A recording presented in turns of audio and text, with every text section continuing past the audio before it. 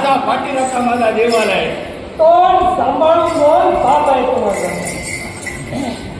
ऐकलं पुत्र आहे तो माझा.